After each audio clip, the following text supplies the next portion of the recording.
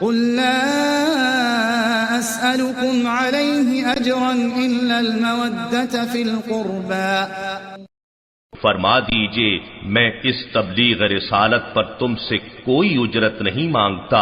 مگر اپنی اور اللہ کی قرابت و قربت سے محبت چاہتا ہوں۔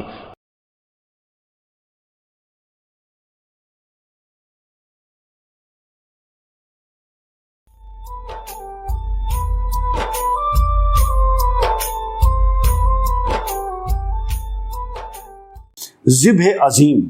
ذبح اسماعیل سے ذبح حسین تک، یہ ایک پورا کا پورا تاریخی تناظر ہے۔ حضرت اسماعیل علیہ السلام کی ذبح سے جو حضرت ابراہیم کے خواب کے نتیجے میں وجود میں آئی، وہاں سے شروع ہوتا ہے اور امام حسین کی ذبح پر آ کے ختم ہوتا ہے کہ وہ جو حسین کا حضرت اسماعیل کا ذبح فدیہ کیا گیا تھا وہ حسین کے ذبح سے کیا گیا تھا۔ اس کتاب کا پہلا باب ذبح اسماعیل پر مبنی، پھر ذبح عظیم کا مفہوم متعین کیا گیا کہ ذبح اسماعیل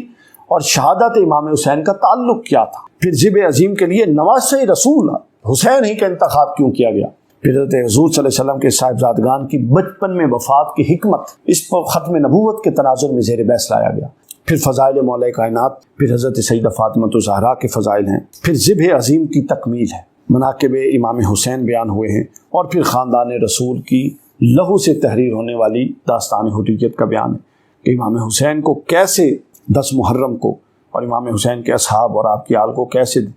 3 دن کا بھوکا پیاسا بے دردی کے ساتھ شہید کیا گیا، اور اس پوری شہادت کے پیغام سے، شہادت کے واقعے سے ہمیں پیغام کیا ملتا ہے۔ یہ کتاب بڑی اہم ہے۔